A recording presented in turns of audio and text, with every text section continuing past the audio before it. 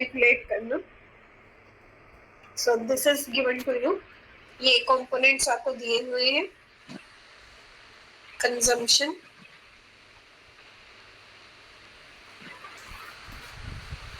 compensation of employees,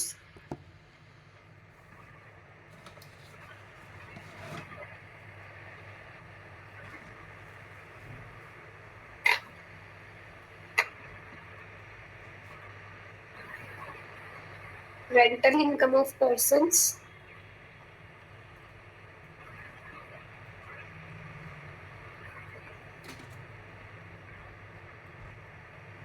proprietor's income,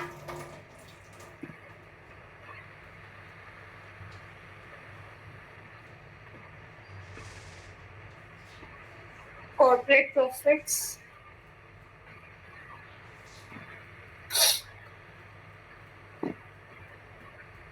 net interest, indirect business taxes,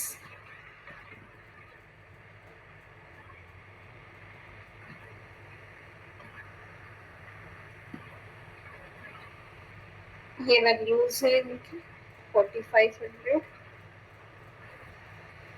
6300, 600,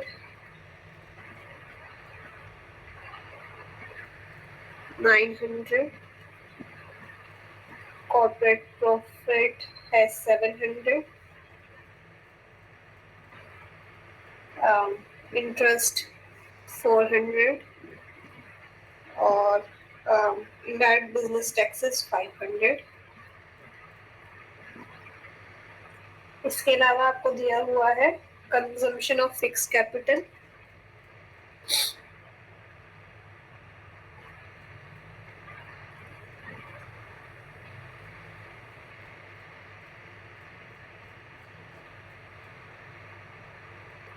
consumption of fixed capital is 1000, then transfers received from government,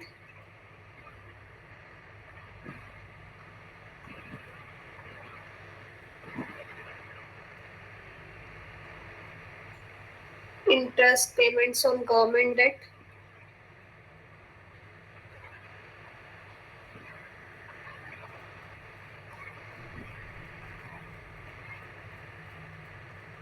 and lastly direct taxes।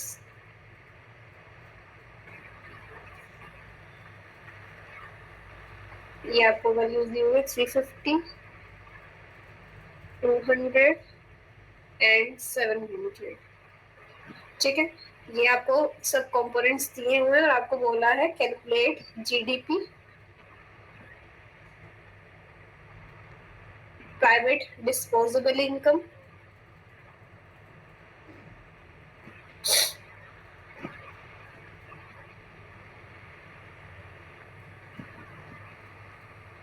And lastly private savings. ठीक है, तो सबसे पहले आप GDP निकालोगे तभी आपके पास बाकी कंपोनेंट्स आएंगे, क्योंकि प्राइवेट डिस्पोजेबल इनकम के लिए आपको जीडीपी चाहिए होता है और आपको कैलकुलेट करना ही है। तो सबसे पहले आप जीडीपी कैलकुलेट करोगे। ये आपके पास जो इंफॉर्मेशन दिया हुआ है, आप इसे अटेम्प्ट करो। मैं 5 से 7 मिनट्स आपको दे रही हूँ, फिर उसके बाद मैं डिस्कस करती हूँ उससे। ठीक है, तब तक आप इसे अटेम्प्ट करो।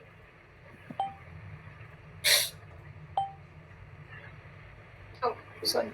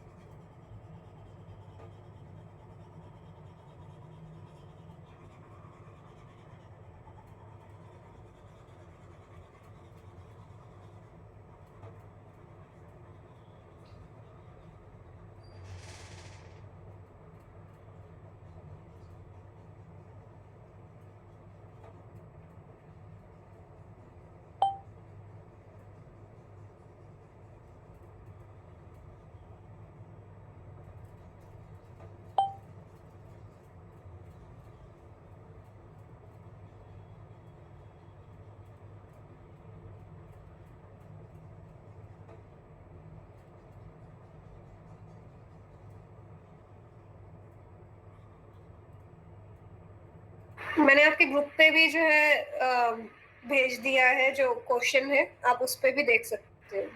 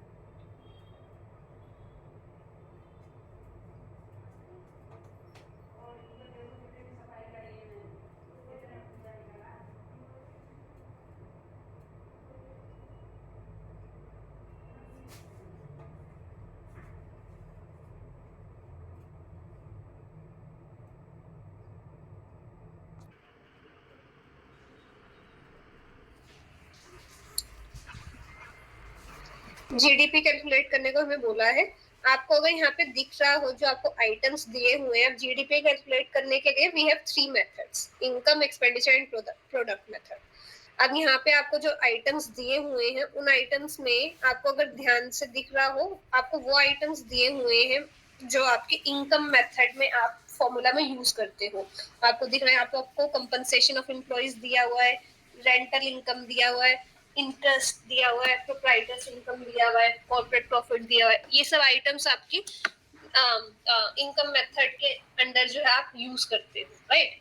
अब इसके लिए आपको इतना समझ में आ गया कि आप इनकम मेथड यूज करने वाले हो। सो इनकम मेथड यूज करके हम किस तरह से निकाल सकते हैं जीडीपी। आपको फॉर्मूला पता होना चाहिए। बेसिक फॉर्मूला है GDP, sorry, compensation to employees मतलब wages and salaries plus rent, interest, profit and mixed income of self employed जो कि प्रोप्राइटर्स इनकम होता है। ठीक, तो ये हम जो है ऐड कर लेते हैं।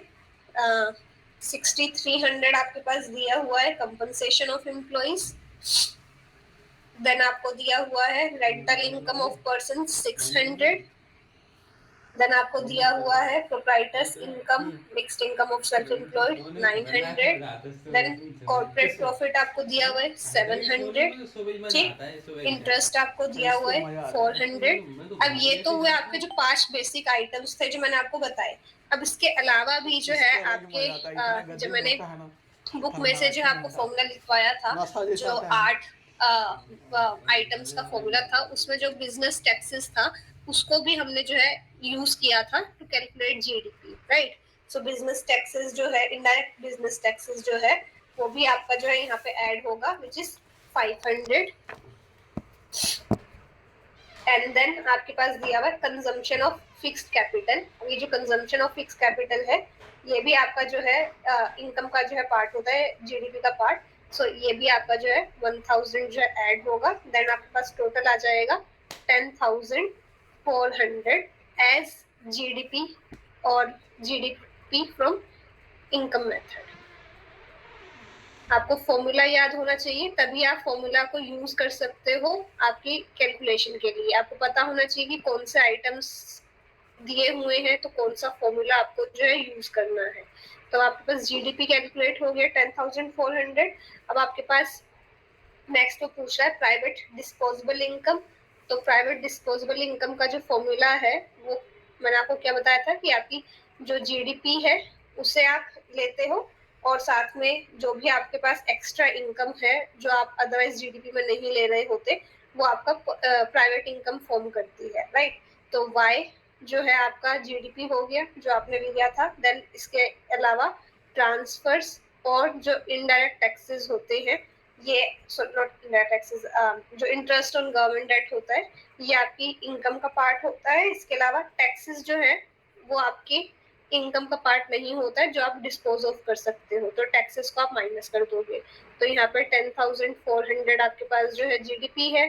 ट्रांसफर्स आपको दिया हुआ है यहाँ पे, transfer from government 350, interest on government debt आपको दिया हुआ है 200 और डायरेक्ट टैक्सेस। अच्छा ध्यान रखना कि आपको यहाँ पे दो चीजें दी हुई है, एक इनडायरेक्ट बिजनेस टैक्स और एक डायरेक्ट टैक्स।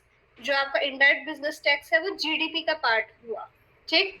डायरेक्ट टैक्सेस आपके जीडीपी का पार्ट नहीं होता, वो आपके जो है बेसिकली जो है प्राइवेट डिस्पोजेबल इनकम में से माइनस होता है ताकि आपके पास जो है डिस्पोजेबल इनकम आ सके। So minus direct taxes which is 700।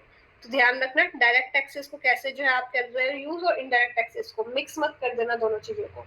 तो यहाँ पे आपके पास प्राइवेट डिस्पोजेबल इनकम आ गया 10,250 रुपीज, ठीक। इसके बाद आपको लास्टली बोला है प्राइवेट सेविंग्स। तो जो एस प्राइवेट है उसके लिए आपको मैंने फॉर्मूला बताया हुआ है कि जो अभी आपकी प्राइवेट इनकम आपने निकाली है, प्राइवेट डिस्पोजेबल इनकम जो आपने निकाला, इसमें से आप जो है प्राइवेट कंजम्पशन जो है माइनस कर दो तो आपके पास प्राइवेट सेविंग आ जाएगा, राइट। प्राइवेट डिस्पोजेबल इनकम है 10,250। जो प्राइवेट कंजम्पशन आपको दिया हुआ है वो आपको सबसे पहले दिया हुआ है 500। तो आप इन दोनों को माइनस करोगे तो आपके पास प्राइवेट सेविंग आ गया। तो ये आपके पास हुआ 5,750 एज प्राइवेट सेविंग्स, ठीक। तो ये आपके पास इस तरह के क्वेश्चंस जो है काफी बार एग्जाम में आते हैं। आपको इन क्वेश्चंस का प्रैक्टिस जो है होना चाहिए। जो डिफरेंट मेथड्स हैं उनसे जो है किस तरह से आप जीडीपी की कैलकुलेशन कर रहे हो। अब इसी के तरह का एक जो है छोटा सा क्वेश्चन जो है आपको दिया हुआ है जो भी हमने किया था यहाँ पे, इसी के ऊपर बेस्ड आपको एक क्वेश्चन दिया हुआ है। उसमें आपको दिया है कि if expected rate of inflation is 6%, expected rate of inflation is 6%, calculate the real rate of return on a 1 year bond of face value 300। कि किसी बॉन्ड की फेस वैल्यू आपको दी हुई है 300 rupees and it is available for purchase at 250। उसका sale price जो है आप बोल सकते हो 250, ठीक। तो जो बॉन्ड है उस पर आपको रिटर्न पता होना चाहिए तभी आप जो है निकाल सकते हो कि क्या आपके पास जो है रियल रेट ऑफ रिटर्न होगा। क्योंकि रियल रेट ऑफ रिटर्न निकालने के लिए आपका फॉर्मूला क्या है, आई माइनस पाई ई, मतलब एक्सपेक्टेड रियल इंटरेस्ट रेट निकालने के लिए। तो आपके पास पाई ई आपको दिया हुआ है 6, बट आपको इंटरेस्ट रेट नहीं पता है नॉमिनल। तो उसके लिए आप क्या करोगे, यहाँ से आप जो है इंटरेस्ट रेट निकालोगे जो भी हमने थोड़ी देर पहले किया भी था कि डिफरेंस इन दोनों के बीच में क्या है 50 का। तो 300 का बेसिकली जो है 50 रुपीज आपको मिल रहा है। तो आपको जो है आई परसेंट जो है निकालना है। So it will B 20%। या फिर आप जो है ये फॉर्मूला यूज कर सकते हो कि आपका फेस वैल्यू है 300, 250 आपने ये माइनस किया और 250 का जो है के ऊपर आप जो है निकाल रहे हो। सो 20% यहाँ पे आपके पास जो है इंटरेस्ट रेट जो है I% जो है आ जाएगा। सो 20 माइनस 6 किया तो 14% आपके पास रियल इंटरेस्ट रेट आ गया। ठीक, तो इस तरह के क्वेश्चंस जो है काफी जो है कॉमन है। इनकम, नेशनल इनकम निकालने के questions, savings, private savings, government saving निकालने के क्वेश्चन, और ये रियल इंटरेस्ट रेट और एक्सपेक्टेड रेट ऑफ इन्फ्लेशन वगैरह निकालने के क्वेश्चन, ये काफी कॉमन है, काफी बार पूछा जाता है। इसके अलावा एक और जो क्वेश्चन काफी कॉमन है जो आता है वो है आपका, जस्ट वो है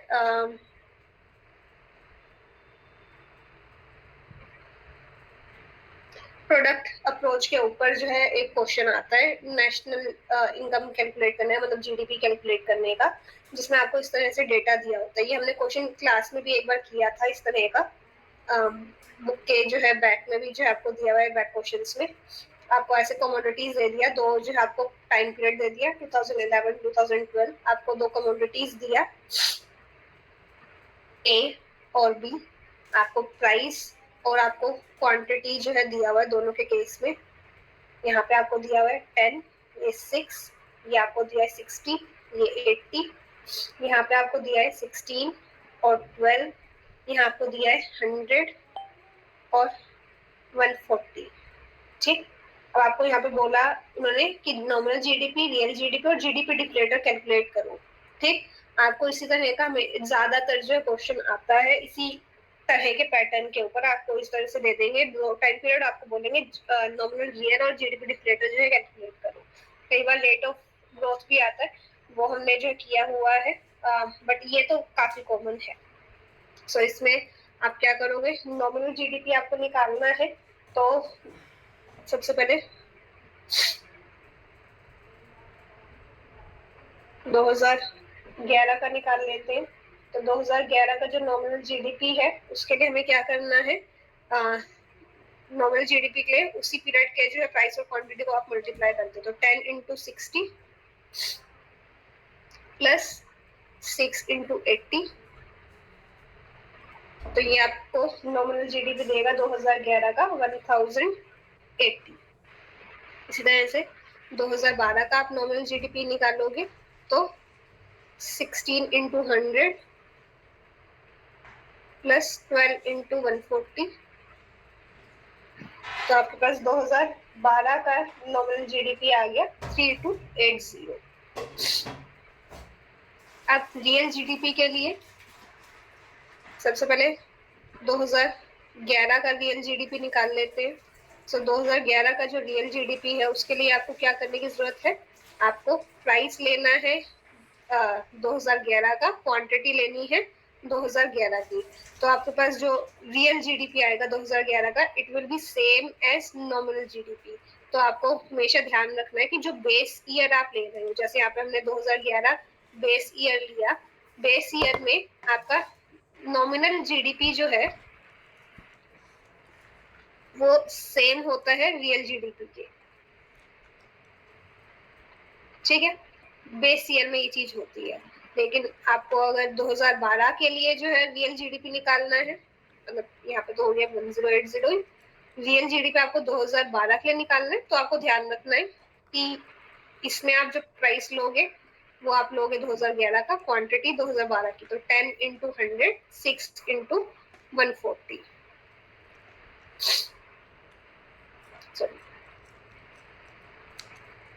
तो यहाँ पे आपके पास 2012 का रियल जीडीपी आ जाएगा 1840।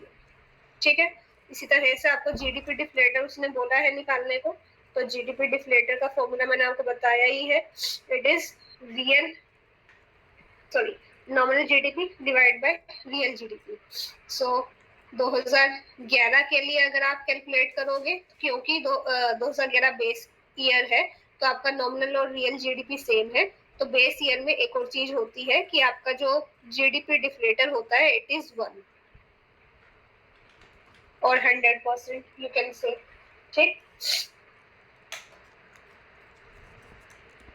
ठीक है, जो आपका 2012 का जीडीपी डिफ्लेटर होगा it will B nominal of 3280 divided by 1840 into 100, ठीक है। Nominal divided by real GDP for 2012 into 100, तो आपके पास जीडीपी डिफ्लेटर आ जाएगा 2012 के लिए 178.26। अब सपोज यहाँ पे आपको जो है बोला गया होता कि आपको जो है इन्फ्लेशन रेट भी कैलकुलेट करना है, यहाँ पे हालांकि पूछा नहीं है, बट लेट्स से आपको पूछा होता कि इन्फ्लेशन रेट भी आप कैलकुलेट करो, तो इन्फ्लेशन रेट में जो आप फॉर्मूला यूज करते हो PT plus 1 minus PT by PT into 100, उसमें आपको करना क्या है कि ये जो आपने जीडीपी डिफ्लेटर कैलकुलेट किया है 100 और 178.6, इसको आप जो है लोगे as price of current period and previous period, तो 178.26 divide minus 100 divide by 100 into 100, तो ये आपको यहाँ पे देगा 78.26% एज द इन्फ्लेशन रेट, ठीक। तो आपको ध्यान रखना है कि ये इस तरह से आप जो है इन्फ्लेशन रेट भी यहाँ पे जो है कैलकुलेट कर सकते हो अगर आपको इस तरह का क्वेश्चन जो है पूछा जाए तो, ठीक है। तो ये कुछ क्वेश्चंस थे जो पास्ट ईयर पेपर में जो आपके आए हुए हैं, और भी कुछ क्वेश्चंस है जो आपके पास्ट ईयर पेपर्स में इसी पैटर्न के ऊपर है, तो मैं आपको आगे और प्रैक्टिस के लिए जो है कुछ क्वेश्चंस करवाऊंगी, बट जब हमारी फिजिकल क्लासेस शुरू होंगी तब हम जो है करेंगे अब और क्वेश्चंस, क्योंकि आई थिंक मैं खुद से जो है आंसर बता दूं उससे ज्यादा बेटर है कि आप खुद से जो है आंसर निकालो, ठीक है। तो हम जब क्लासेस हमारी शुरू होंगी तब हम और क्वेश्चंस को प्रैक्टिस करेंगे, ठीक है।